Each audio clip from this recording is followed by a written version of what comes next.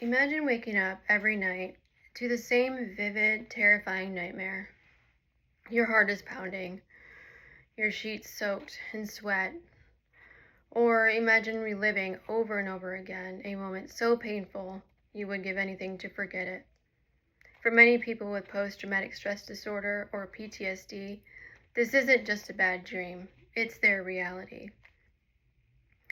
Fear is a normal response to danger. It's part of our body's fight or flight system, and it's designed to protect us. But sometimes trauma can leave behind more than just memories. It can leave scars on the brain. While many people will recover after experiencing trauma, others find that the fear, it lingers and it hijacks their thoughts and it disrupts their daily lives.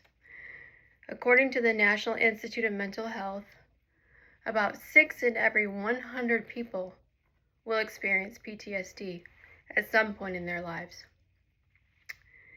And roughly 3.5% of U.S. adults are living with it.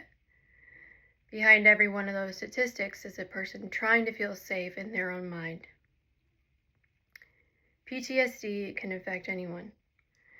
Survivors of abuse, assault, accidents, natural disasters, and combat.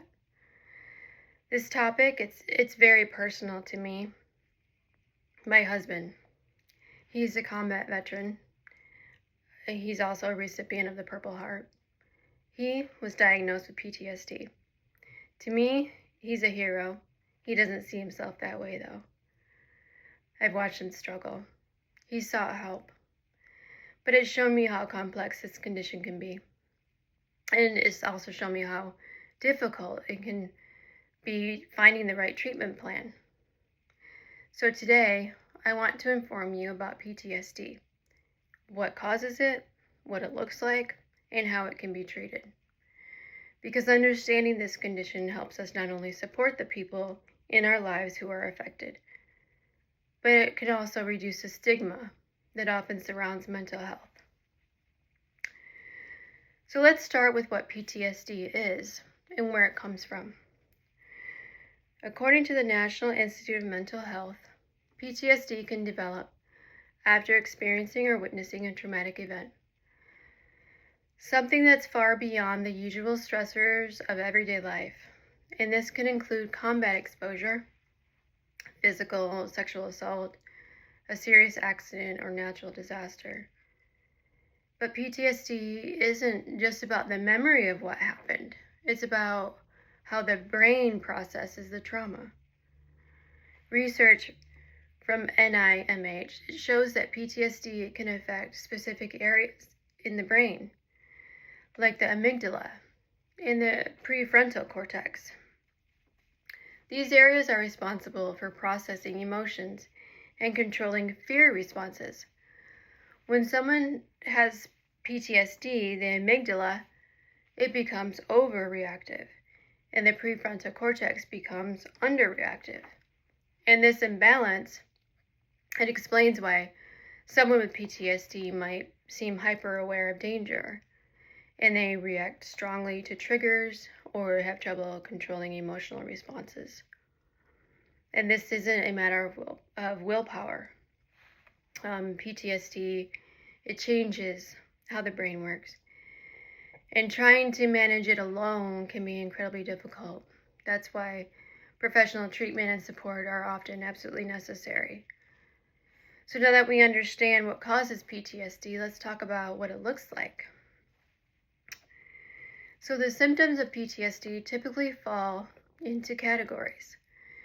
First, there's re-experiencing things such as flashbacks or having nightmares. They make the person feel like trauma is happening all over again. And then second is avoidance, avoiding anything that reminds that person of the trauma that's happening or that occurred. And then third is the negative changes in mood or thinking and feelings of hopelessness or detachment and guilt. And then fourth is hyperarousal, being constantly on edge, easily startled, or having trouble sleeping. What makes PTSD especially challenging is that it goes unnoticed. Someone might appear just fine on the outside, while on the inside they're fighting a daily battle. It affects their relationships, their work, their physical health, their overall ability to function. But recognizing these symptoms early can make a huge difference in getting the right treatment. So what can be done? According to the National Institute of Mental Health, PTSD is treatable, and many people recover with the right support. And there are two main approaches: psychotherapy and medication. Psychotherapy, also known as talk therapy, is one of the most effective treatments. CBT, or cognitive behavioral therapy, is often used to help patients identify and change harmful thought patterns. Some therapies focus on processing directly, like EMDR, and that helps the brain reprocess traumatic memories.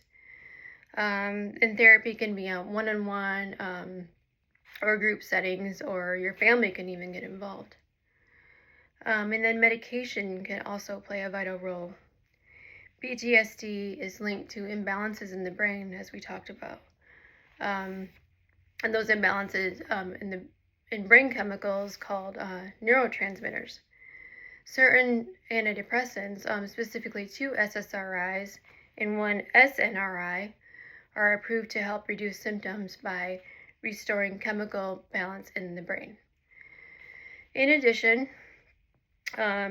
ongoing research and clinical trials are exploring new treatments and prevention strategies.